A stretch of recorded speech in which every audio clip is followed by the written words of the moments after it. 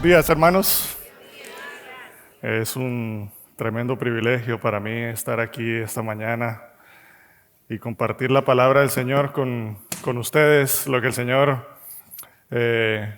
no solo habló hace mucho tiempo, pero lo que sigue hablando a nuestros corazones y a mi corazón particularmente. Es un mensaje de reto, es un mensaje que nos va a llamar y va a demandar de nosotros una respuesta. Y quiero preguntarles para iniciar, no sé qué tan familiarizados estamos aquí en Dominicana con los famosos propósitos de Año Nuevo. ¿Los hacen? Quiero ver quiénes hacen o han hecho propósitos de Año Nuevo. ¿Tienen listas?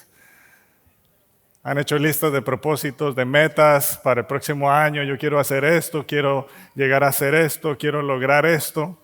Es bastante común cuando se acerca el final del año, no solo revisar lo que uno ha hecho mal o bien, sino lo que viene hacia adelante y uno empieza a proponerse algunas cosas. Bueno, yo quiero compartirles acerca de Samuel Johnson. Samuel Johnson fue un destacado escritor inglés del siglo XVIII. De hecho, fue muy conocido por su obra más famosa, que es el Diccionario de la Lengua Inglesa. Y este hombre, además de ser muy reconocido en el campo de la literatura, era un creyente también y llevaba un diario.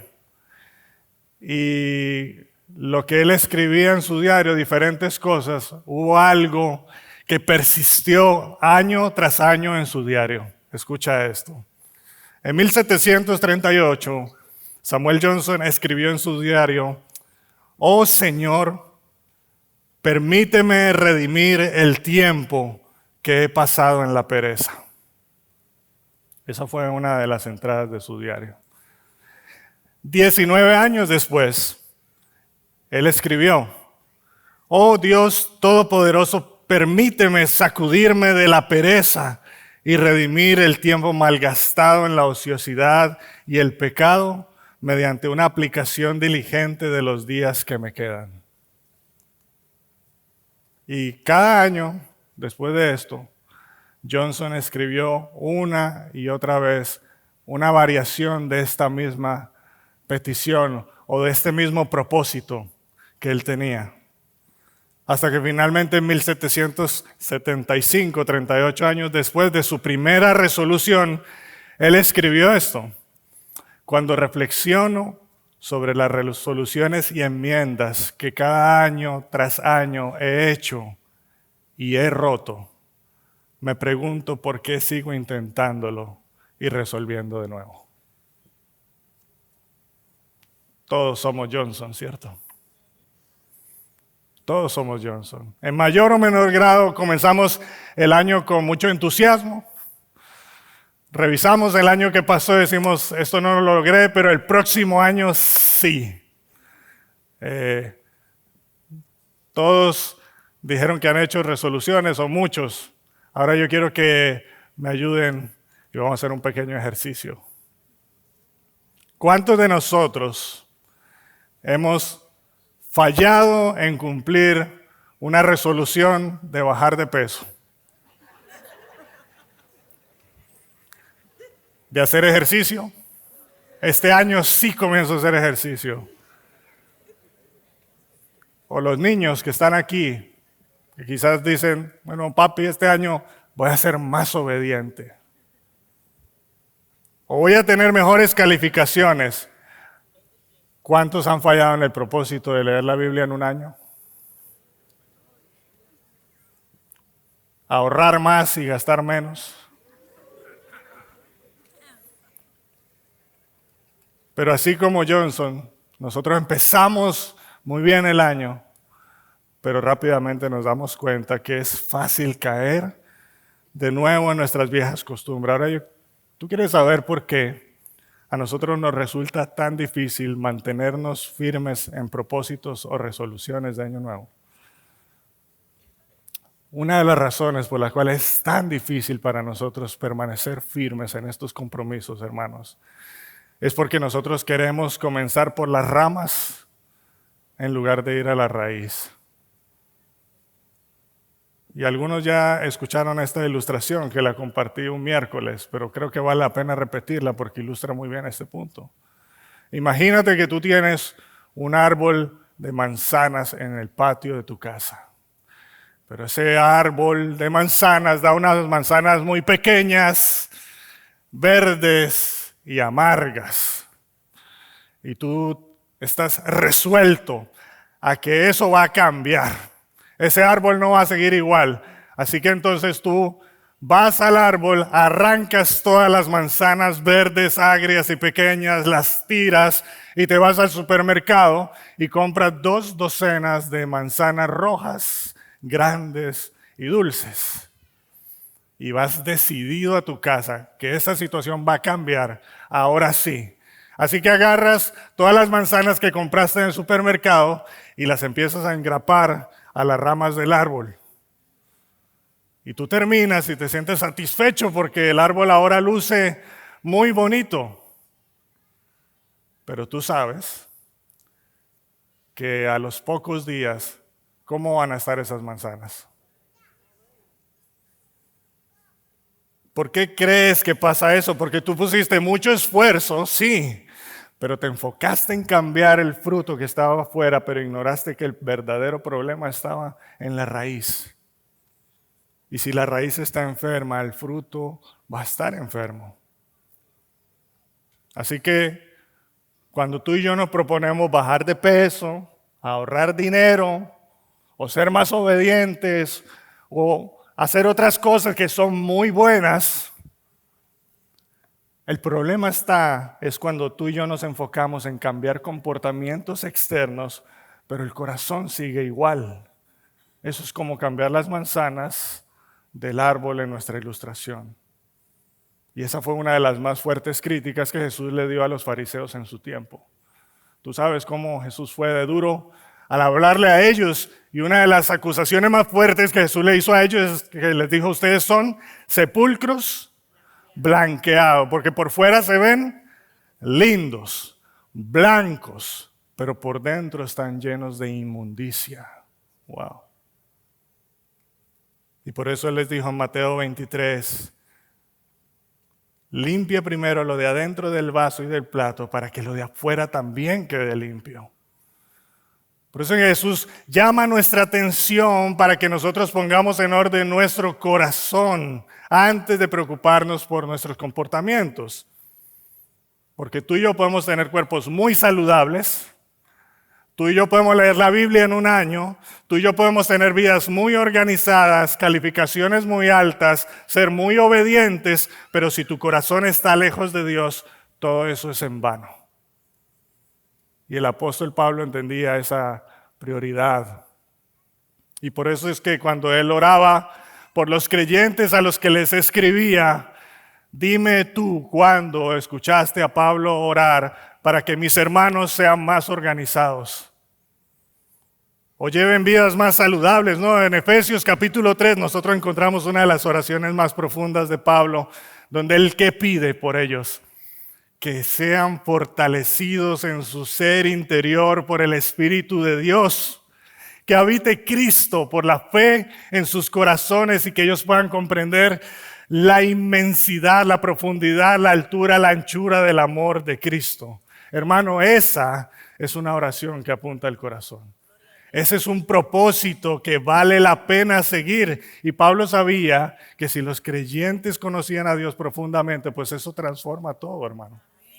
Cuando tú y yo nos acercamos a Dios con un corazón genuino y dispuesto a conocerlo y aprender de Él, entonces tú vas a bajar de peso, pero no por vanidad, sino porque tú y yo vamos a llegar a entender que nuestros cuerpos son templos del Espíritu Santo. Hay una verdad espiritual profunda más allá y hay un poder más fuerte que nuestra voluntad. Si tú y yo buscamos amar a Dios con todo nuestro corazón, eso nos llevará a cuidar mejor de los demás, a administrar mejor nuestros recursos, a tratar mejor a las personas. Tú y yo no necesitamos nuevos propósitos para el próximo año. Lo que tú y yo necesitamos son nuevos corazones o corazones renovados para el próximo año. Porque solo Dios es quien puede obrar cambios que realmente perduran. Y eso nos conecta con nuestro pasaje esta mañana. Yo quiero que abras tus Biblias a Josué capítulo 24. Pero antes, mientras tú buscas Josué capítulo 24, yo quiero darte un muy breve resumen porque ese es el último capítulo del libro. Es bueno que tú sepas panorámicamente qué es lo que ha pasado antes. Este es un libro histórico del Antiguo Testamento, es decir, nos cuenta la historia de cómo Dios cumplió su promesa de darle la tierra prometida a Israel. Este Israel es el pueblo que ha salido de Egipto, liderado por Moisés, y ahora ellos están frente a Canaán, liderados por Josué, listos para entrar en la tierra prometida. Ahora esa tierra prometida, Canaán, está habitada por diferentes pueblos y naciones que ellos iban a tener que enfrentar. Así que una buena parte del libro Josué narra todas esas batallas y esos encuentros y esas luchas que ellos tuvieron para poseer la tierra. Hay una de las más conocidas, ¿cuál es? La batalla de Jericó. Hay cantos, es una de las más conocidas quizá por los niños, en donde el pueblo, siguiendo las instrucciones precisas de Dios, da vueltas alrededor de la ciudad y esas grandes murallas caen de manera milagrosa. Y muchas de esas batallas que ellos pelearon fueron milagrosas. Y cada una de esas victorias de Israel sobre esas naciones nos enseña algo. Es que la victoria no dependía de su fuerza, ni de su ejército, ni de su estrategia militar, sino solamente del poder y de la fidelidad de Dios. Y entonces este libro de Josué cierra con 3 discursos. Los capítulos 22, 23 y 24 son discursos de Josué. Josué ya está en sus últimos días, está avanzado en edad, y entonces, antes de que el pueblo, este pueblo que ha estado en conquista de la tierra, antes de que ellos se establezcan en esa tierra que el Señor les ha dado, Él los reúne para darles un discurso y lanzarles un desafío.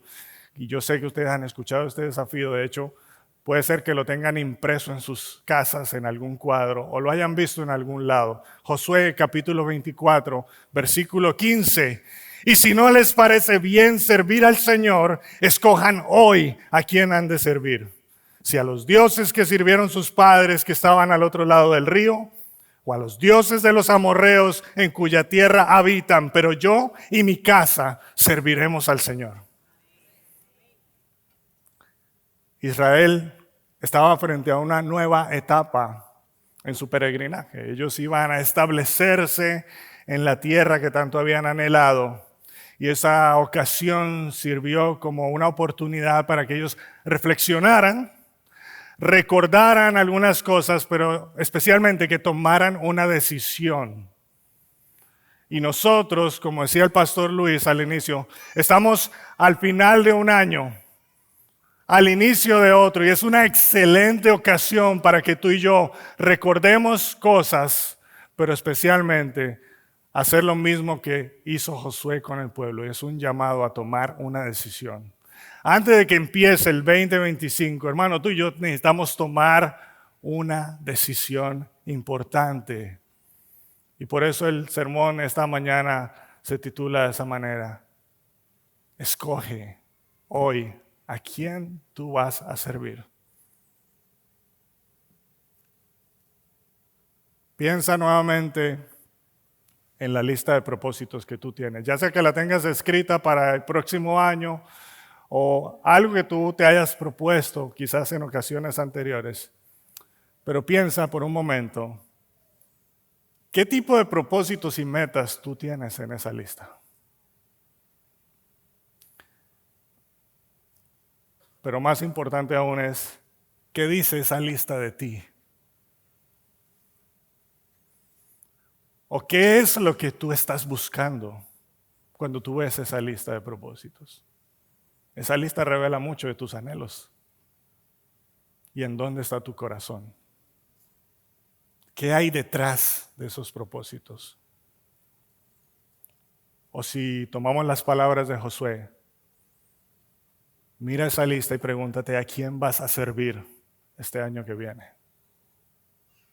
¿O para quién vas a vivir este año que viene? El Señor hoy quiere invitarnos a que quitemos cosas superficiales de nuestras listas de propósitos. Que quitemos las cosas superficiales de nuestras metas hacia adelante y que fijemos nuestra mirada en Él.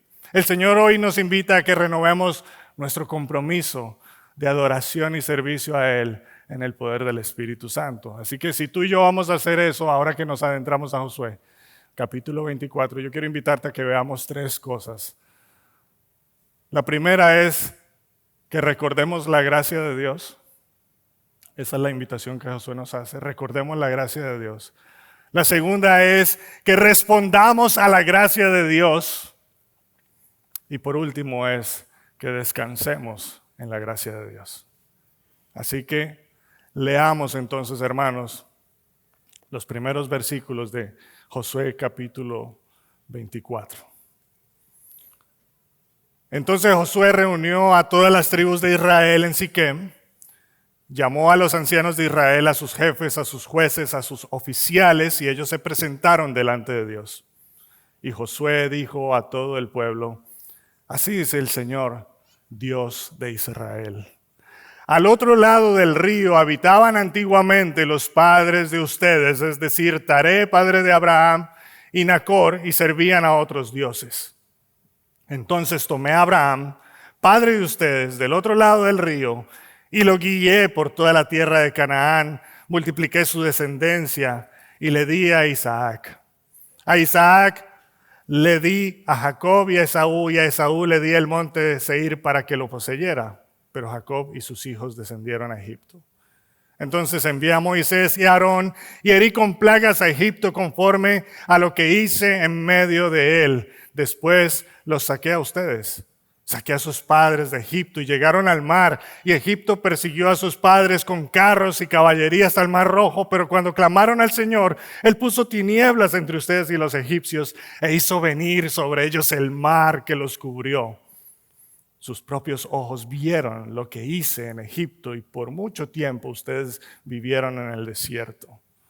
Entonces los traje a la tierra de los amorreos que habitaban al otro lado del Jordán, y ellos pelearon contra ustedes. Les entregué en sus manos. Tomaron posesión de su tierra cuando yo los destruí delante de ustedes.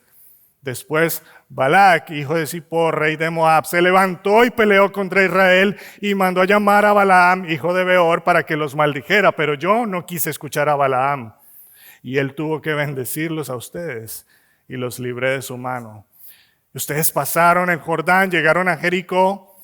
Los habitantes de Jericó pelearon contra ustedes y también los amorreos, los fereceos, los cananeos, los hititas, los gergeseos, los heveos, los jebuseos, pero yo los entregué en sus manos. Entonces envié delante de ustedes avispas que expulsaron a los 2 reyes de los amorreos de delante de ustedes, pero no fue por su espada, no fue por su arco.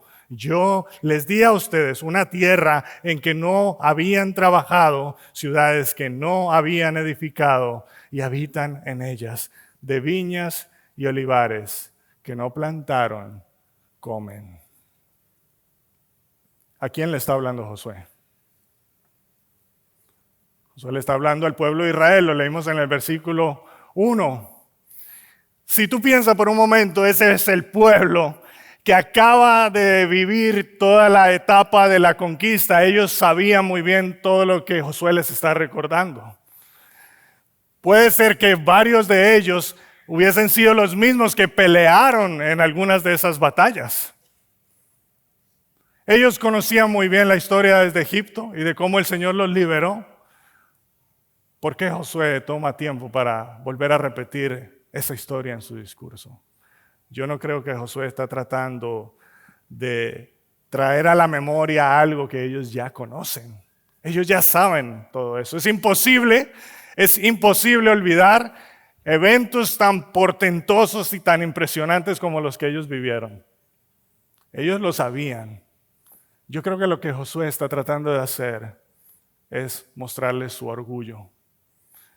Y el comentarista James Montgomery Boyce Sugiere que probablemente Josué está haciendo esto porque ellos sentían la tentación, particularmente los soldados que habían estado en la batalla y en la guerra y en la conquista, y que tal vez están reflexionando en todas esas victorias y todas esas batallas y se están jactando como si fueran logros propios. Y entonces hace sentido que Josué comienza su discurso haciendo un énfasis, escucha bien, no es un énfasis en lo que el pueblo había logrado con la ayuda de Dios. Esa puede ser una manera en que tú y yo lo veamos. El pueblo logró esto con la ayuda de Dios. No, Josué está diciendo, Dios hizo esto a pesar de su pueblo. Eso es lo que Josué está tratando de decirles. Si tú te das cuenta, mira rápidamente, escanea con tus ojos los versículos 2 al 13. Rápidamente, míralos en tu Biblia. Josué capítulo 24, versículos 2 al 13. Josué no habla de Dios en tercera persona. Él no hace referencias a Dios. Es Dios el que está hablando. ¿Tú te das cuenta de eso? Mira los versículos. Es Dios mismo quien habla y aparece 21 veces entre el versículo 2 y el versículo 13. 21 veces referencias personales a Dios como sujeto. Yo tomé, yo le di, yo envié, yo afligí, yo saqué, yo llevé, entregué, yo destruí, yo envié avispas. Yo les di una tierra que ustedes no trabajaron, que ustedes no cuidaron, no construyeron, no plantaron. Cuando tú te das cuenta de eso, ¿qué más podemos pensar? La razón por la que Abraham dejó el paganismo y se convirtió en padre de una gran nación no fue por él. Nosotros tenemos una idea a veces muy romántica de Abraham. Abraham, el padre de naciones. Siempre pensamos en Abraham, o por lo menos yo por mucho tiempo pensaba en Abraham como alguien que era un referente. Uno pensaría en una persona santa, piadosa, que temerosa de Dios, y entonces Dios lo escogió. No. Tú lees los primeros versículos del capítulo 24 y te das cuenta de dónde fue que Dios llamó a Abraham. Dios lo sacó de la idolatría, del paganismo. De ahí sacó Dios a Abraham para darle una promesa y una misión. La razón por la que Israel llegó a poseer la tierra fue por la gracia soberana de Dios. La razón por la que tú estás aquí hoy gozando de vida eterna y perdón es por la gracia soberana de Dios. La razón por la cual esta iglesia existe es por la gracia soberana de Dios. Hermano, Josué hoy nos recuerda que todo lo que tú eres, todo lo que tú tienes, todo lo que tú puedes esperar en el futuro es por la gracia soberana y salvadora de Dios.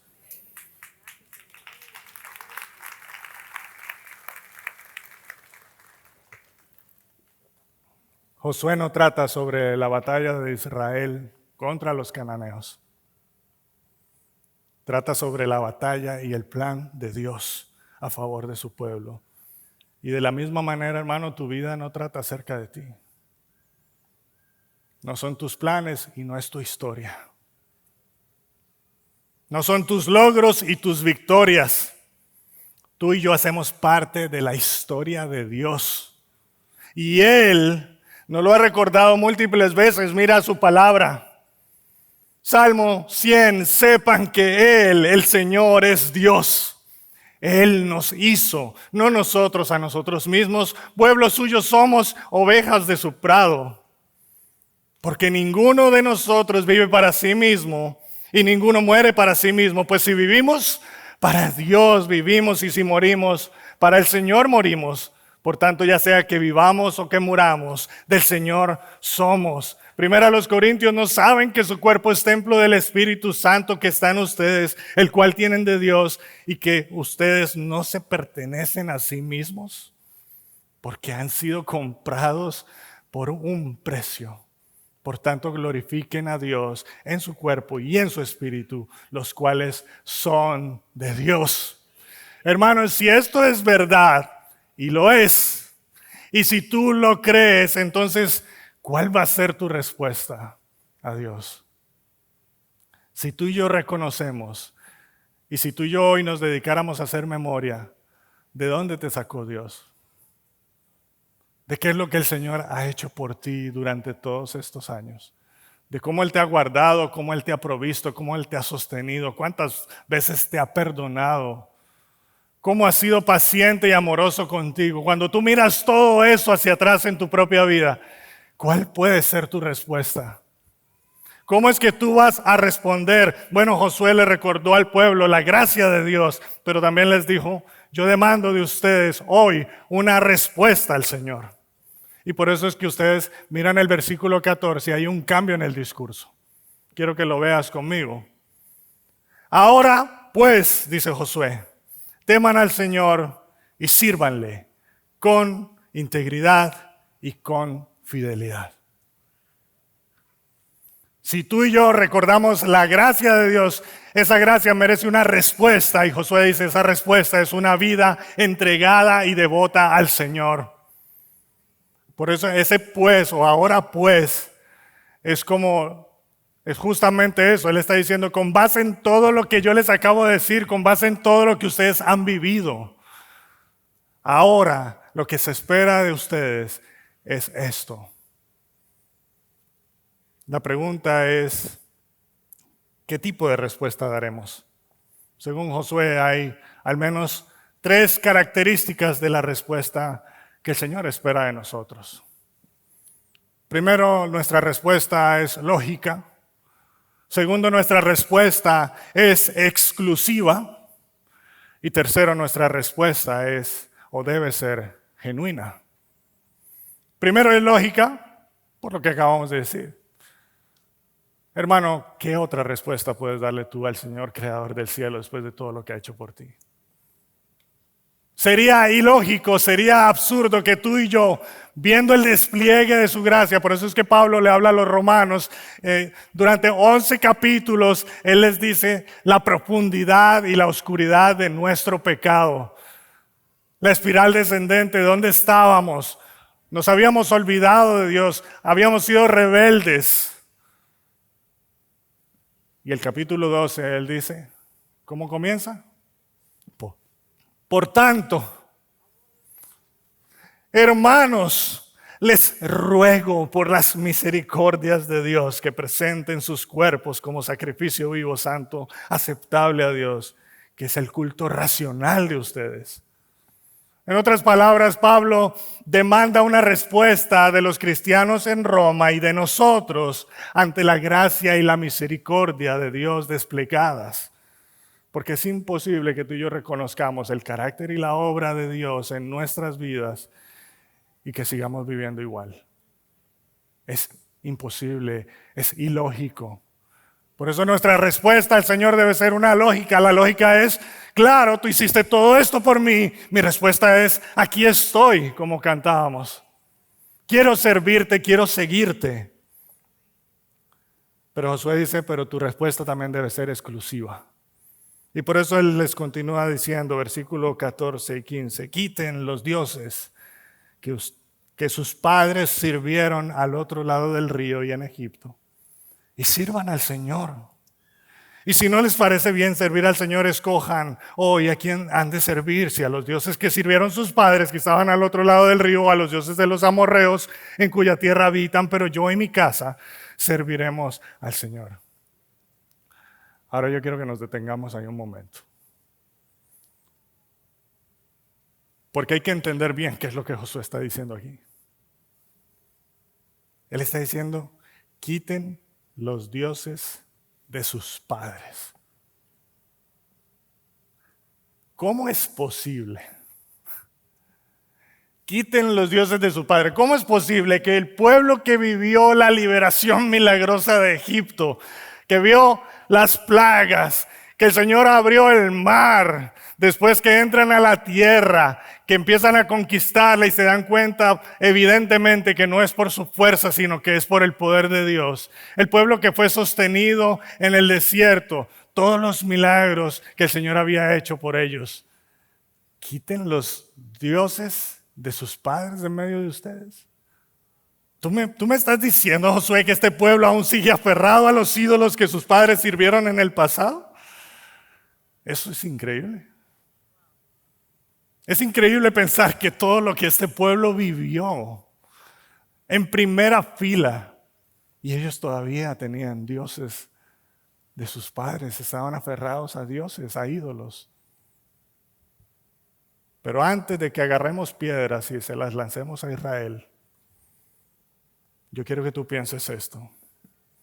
Tú puedes creer que nosotros, la iglesia de Cristo, que hemos recibido algo mucho mayor que Israel, que hemos recibido una salvación tan grande a precio de la sangre de Cristo, quien murió por nuestros pecados y resucitó para darnos vida eterna, que tenemos al Espíritu Santo habitando en nosotros, transformándonos, guiándonos, que actúa el mismo poder que resucitó a Cristo de entre los muertos, que tenemos la palabra de Dios completa y a nuestra disposición, que hemos sido adoptados por el Padre, que hemos recibido todas las bendiciones espirituales. Tú me vas a decir que nosotros también seguimos aferrados a ídolos. Sí. Tú y yo somos igual o peor que Israel. Y tal vez algunos están pensando, pero yo no tengo ídolos realmente, yo no me postro delante de santos, no tengo imágenes, estoy tratando de hacer memoria y no es como que yo intencionalmente vaya detrás de o ore a santos o a ídolos o tenga este tipo de cosas. Bueno, déjame explicarte la idolatría con otro texto de la palabra de Dios. Mira lo que dice Colosenses capítulo 3, versículo 5. Pablo dice, así que hagan morir las cosas pecaminosas y terrenales que acechan dentro de ustedes. No tengan nada que ver con la inmoralidad sexual, la impureza, las bajas pasiones y los malos deseos. Escucha, no sean avaros, pues la persona avara es idólatra, porque adora las cosas de este mundo. Si la avaricia es idolatría, entonces tú no necesitas postrarte delante de ninguna imagen para ser un idólatra. La idolatría, hermanos, es la tendencia de nuestro corazón a destronar a Dios para poner algo más en su lugar. Es tomar algo bueno en nuestra vida, y esto es lo peor de todo, que de quién vienen todas las cosas buenas. Es tomar algo bueno en nuestra vida para convertirlo en lo más importante. De modo que tú y yo empezamos a buscar en eso nuestra identidad, nuestra seguridad, nuestra felicidad, en lugar de buscar eso en Dios. Y si eso es así, entonces muchos de nosotros hemos caído en idolatría. Sin darnos cuenta posiblemente, porque es tan sutil como el deseo de éxito, de logros, creyendo que nosotros valemos por lo que hacemos o por lo que alcanzamos. O cuando esperamos que una persona, tu novio, tu novia, tu padre, tu madre, tus hijos, tu esposo, tu esposa, llene el vacío que solo Dios puede llenar. O cuando tú y yo buscamos en el dinero y en las posesiones una falsa seguridad. O cuando nosotros nos vemos atrapados en la necesidad constante de aprobación de los demás. Todo eso, hermanos, es idolatría. Piensa qué cosas te generan ansiedad. O piensa qué es lo que tú más temes perder. Posiblemente ahí hay un ídolo en tu vida. Esos son nuestros ídolos funcionales. Entonces, cuando el pueblo de Israel escuchó las palabras de Josué, esto es lo que ellos respondieron. Mira los versículos 16 y 18. Lejos esté de nosotros abandonar al Señor para servir a otros dioses, porque el Señor nuestro Dios es el que nos sacó a nosotros y a nuestros padres de la tierra de Egipto, de la casa de servidumbre, el que hizo estas grandes señales delante de nosotros y nos guardó por todo el camino en que anduvimos y entre todos los pueblos por entre los cuales pasamos. Y el Señor echó delante de nosotros a todos los pueblos, incluso a los amorreos que moraban en la tierra. Nosotros, pues, también serviremos al Señor, porque Él es nuestro Dios. Y el pueblo dice, amén. Esa es la respuesta que cualquier predicador quiere escuchar después de predicar un sermón y decir, estos son tus ídolos, tienes que dejarlos, arrepiéntete. Y el pueblo dice, claro que sí. ¿A quién más voy a servir? Yo reconozco que Dios es el Señor y yo voy a entregar mi vida a Él. Pero entonces Josué hace lo que ningún predicador hace. Versículo 19. Ustedes no podrán servir al Señor. ¿Qué? Como dice el buen dominicano, Josué, tú me estás relajando. Tú me estás diciendo a mí que me vienes a predicar de la gracia de Dios desplegada en toda nuestra vida, en toda nuestra historia. Y luego vienes y nos dices que tenemos ídolos en nuestro corazón. Y nosotros venimos delante de ti, delante del Señor y te decimos, no, claro que sí. Yo reconozco que Dios es el Señor.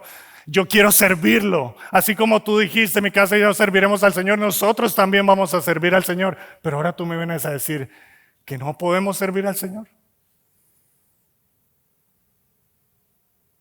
Recuerda, la respuesta debe ser lógica, debe ser exclusiva.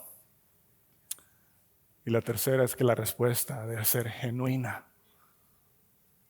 De alguna manera Josué percibió superficialidad en la respuesta de Israel. Ellos tenían la oración, la fórmula perfecta, pero su corazón no era genuino. Y posiblemente Josué, pensando en las ocasiones pasadas cuando el pueblo había prometido devoción a Dios, pero al poco tiempo había fracasado, entonces Él les da esta respuesta. ¿Tú recuerdas la escena en el monte Sinaí?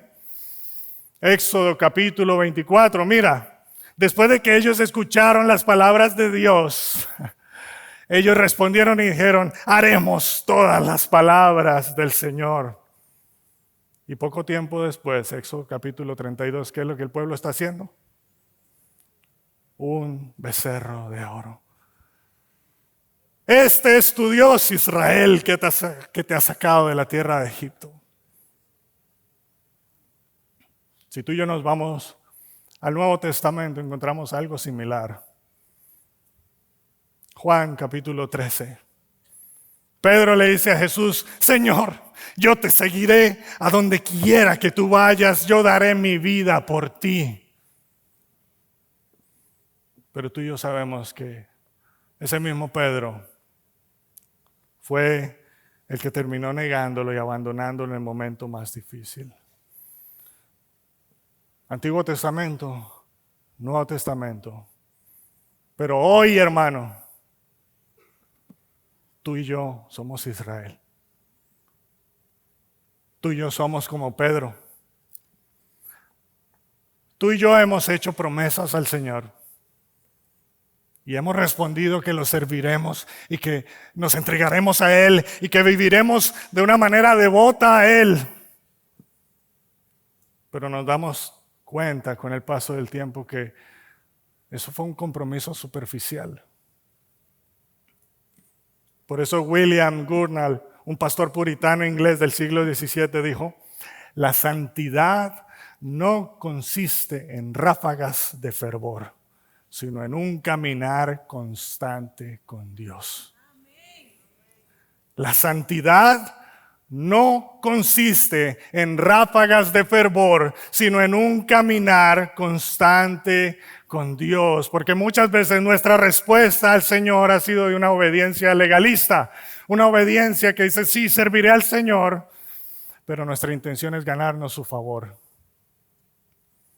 Minimizamos la suficiencia de la obra de Cristo. A veces nuestra obediencia al Señor es mediocre. Decimos, sí Señor, yo te voy a servir, pero somos tibios, somos inconstantes. A veces nuestra obediencia es como la de Israel también, superficial. Decimos serviré al Señor, pero no consideramos el carácter de Dios. La respuesta que Dios demanda de nosotros no es una respuesta perfecta. No es una respuesta de perfección, sino de continua obediencia, hermano. Esa es la obediencia que dice: yo he elegido servir al Señor y estoy eligiendo ese mismo camino ahora y seguiré eligiendo ese mismo camino hasta el final. El gran problema de la respuesta superficial del hombre es que ignora la seriedad del carácter de Dios. Y por eso es que Josué le advierte al pueblo. Josué capítulo 24. Versículos 19 y 20. Él, después de que Él les dijo: ustedes no pueden servir al Señor. ¿Por qué? Porque Él es Dios santo. Él es Dios celoso. Él no perdonará la transgresión de ustedes ni sus pecados. Si abandonan al Señor y sirven a dioses extranjeros, Él se volverá y les hará daño y los consumirá después de haberlos tratado bien. Recuerda Éxodo capítulo 20, versículo 4. Dios mismo nos dice: no te hagas ninguna clase de ídolo ni de imagen ni ninguna cosa que está en los cielos, en la tierra o en el mar. No te inclines delante de ellos, no rindas culto, porque yo, el Señor tu Dios, soy Dios celoso. No tolero que entregues tu corazón a dioses. Extiendo los pecados de los padres sobre los hijos. Toda la familia de los que me rechazan queda afectada, hasta los hijos de la tercera y cuarta generación. Éxodo 34. No adores ningún otro Dios, porque el Señor, cuyo nombre es celoso, es Dios celoso de su relación contigo. Antes de que el pueblo hiciera un compromiso con el Señor, Josué le está diciendo: ten cuidado. Yo tenía un amigo que cuando él estaba en los tiempos de adoración, no cantaba todas las canciones. Porque él decía: hay palabras de ahí que si yo las canto, yo quiero cantarlas con una comprensión y un compromiso genuino con el Señor de que yo lo voy a hacer. De que yo creo eso que estoy cantando. Que yo creo eso que voy a decir y que estoy dispuesto a seguirlo. Antes de dar una respuesta, dice Josué, necesitamos entender el carácter de Dios al que estamos respondiendo y con quien te estás comprometiendo. Porque Él no comparte su gloria con nadie y Él demanda de nosotros devoción completa. Pero ¿quién puede dar una respuesta que satisface este compromiso y esta fidelidad? Por eso hemos dicho que necesitamos recordar la gracia de Dios. Necesitamos responder a la gracia de Dios. Pero por último, hermanos, tú y yo necesitamos descansar en la gracia de Dios. Cuando Israel acampaba en las llanuras de Moab, hay un texto en la palabra de Dios que para mí simplemente nos humilla. Ver el amor de Dios desplegado y su paciencia con nosotros. Porque Dios convoca a Moisés y a Josué, Deuteronomio capítulo 31, y les dice: mira, tú vas a dormir con tus padres, le dice a Moisés, y este pueblo se levantará y fornicará tras los dioses extranjeros de la tierra en la cual van a entrar, y me dejará y quebrantará mi pacto que hice con él. Dios, que había sacado a su pueblo, que los había sustentado, que les iba a dar la tierra, le dice: yo sé, cuando tú mueras, Moisés, yo sé que ellos van a entrar a la tierra y van a ir tras otros dioses, a esa tierra que yo mismo les estoy dando. El Señor sabía que su pueblo lo traicionaría y adoraría a otros dioses. Y sabes que el Señor también sabe que nuestro corazón es débil. Y que aun cuando tú y yo hemos elegido seguirlo y servirlo, fallaremos en dar una obediencia completa y perfecta como la que Él demanda y la que Él merece de nosotros. Pero hay una buena noticia. Porque así como el Evangelio nos muestra nuestra insuficiencia para cumplir ese compromiso con Dios, al mismo tiempo nos anuncia la suficiencia de la obediencia perfecta de Cristo. Y por eso es que el apóstol Pablo le escribió a los corintios diciéndoles: ahora tenemos esta luz que brilla en nuestro corazón, pero nosotros mismos somos frágiles vasijas de barro que contienen este gran tesoro. Y eso nos deja claro que nuestro gran poder proviene de Dios, no de nosotros. Tu poder y tu capacidad para hacer un compromiso con Dios de este tipo no proviene de tu propio corazón ni de tu propia voluntad. Hermano, yo estoy seguro que así como yo, tú también has hecho promesas, has hecho esfuerzos, te has propuesto cosas y has fallado una y otra vez. Estoy seguro que tú lo has comprobado muchas veces y muchas veces hemos fracasado. Porque hemos intentado en nuestras propias fuerzas. Tu poder proviene de Dios. Tu capacidad para servir al Señor de la manera que Él demanda de sus hijos proviene de Cristo. Y el libro de Josué termina así, con un clamor por un compromiso real y sincero y fiel de vivir para Dios. Y Josué hace un llamado de una obediencia perfecta al pacto con Dios. Pero más que una invitación, Josué nos apunta a Cristo. De hecho, el nombre de Jesús en hebreo es Josué. Y yo no creo que esa sea una bonita casualidad, porque es gracias a la obediencia de Cristo que tú y yo podemos hacer este compromiso de servir a Dios con fidelidad. Y el Señor nos recuerda: mi gracia es todo lo que tú necesitas. Mi poder actúa mejor en tu debilidad. ¿Tú recuerdas el diario de Johnson, Samuel Johnson, que yo te mencioné al inicio? Él decía: ¿por qué sigo intentando y resolviendo de nuevo cada año? Porque Dios no espera ráfagas de fervor superficial. Él quiere una vida de continua obediencia y arrepentimiento. Y aunque nuestras resoluciones y nuestros compromisos son débiles, hermanos, nuestra esperanza no está en nuestra capacidad para cumplir eso, sino en la obediencia de Cristo, que nos da la fortaleza para seguirle. Yo quiero invitarte a que terminemos poniéndonos todos de pie delante del Señor. El pueblo, al final, en los días de Josué, hizo un compromiso con Dios.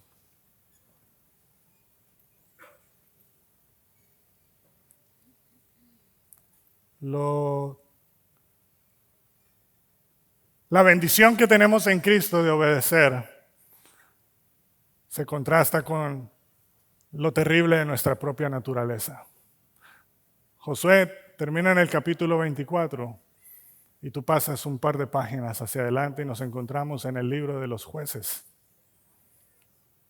Y cuando tú lees Jueces capítulo 2, dice que el pueblo vivió en fidelidad y servicio a Dios hasta que murió Josué, y luego se levantó una generación que no conocía a Dios e hizo lo malo delante de los ojos de Dios y sirvieron a los dioses de la tierra en la cual habitaban.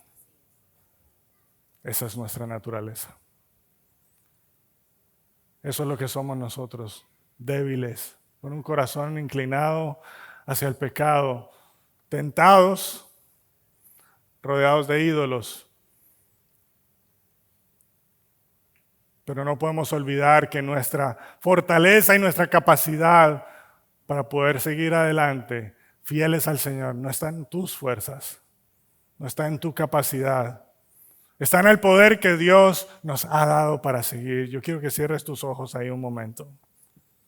Porque es posible que tú hoy reconozcas que tu respuesta y tu llamado de Dios ha sido superficial hasta hoy. Ha sido apresurado. ha sido emocional, ha sido inestable. Tropiezas una y otra vez con ídolos en tu corazón, pensaste que los habías dejado atrás, pero te das cuenta que sigues luchando con los pecados que has arrastrado por mucho tiempo, y es posible que haya algunos aquí que estén cansados, avergonzados por defraudar a Dios una y otra vez. Porque no has logrado mantenerte firme en tu amor al Señor, aun a pesar de que Él te ha mostrado pacientemente su gracia, su fidelidad, y te ha sustentado y te ha traído hasta aquí hoy, aun a pesar de ti. Algunos tal vez miran atrás esta mañana y se dan cuenta de que su vida estaba enfocada en muchas cosas menos en el Señor. El Señor no ha estado en el centro de tu vida. Él no es quien moldea tus pensamientos, quien informa y determina tus decisiones. Te das cuenta que no has vivido para Él, pero hoy es un buen día para venir delante de Él. Hoy es un buen día para reconocer que tú y yo somos incapaces para cumplir este llamado. Hoy es un buen día para recordar que la única manera en que tú y yo podemos servir al Señor con fidelidad y sinceridad es descansando en Cristo, es corriendo a los brazos de aquel a quien Josué nos apunta, es esforzándonos por caminar en el poder del Espíritu, en una vida de santidad y obediencia continua. Y Señor, hoy tú miras a tu pueblo de pie delante de ti. Señor, tú conoces nuestros corazones y tú sabes que somos débiles. Gracias, Señor, por el despliegue de tu misericordia en nuestra vida durante todo este año. Por las cosas que nos permitiste alcanzar aún a pesar de nosotros. Por tantas veces que tú nos has perdonado. Porque tú sigues siendo fiel aún a pesar de que nosotros somos infieles. Señor, antes de hacer un compromiso contigo hacia un nuevo año, no queremos tomarlo a la ligera, porque tú eres un Dios santo y celoso. Por un lado, Señor, nos has dado tanto que abruma nuestro corazón pensar cuánta gracia tú has derramado sobre nuestras vidas. Y por el otro lado tenemos tu carácter de santidad y ese celo que consume el pecado. Queremos conocerte, Señor. Queremos entender cada vez más quién eres tú y queremos, Señor, entender lo que tenemos en ti para poder caminar en fidelidad. Danos, Señor, lo que necesitamos para obedecerte. Danos, por favor, Señor, lo que necesitamos para arrepentirnos. Danos un corazón genuino. Danos, Señor, la capacidad de presentarnos delante de ti como ofrendas gratas, vidas rendidas a ti, Señor. Que lo que hagamos sea para ti. Que lo que alcancemos sea para ti, Señor.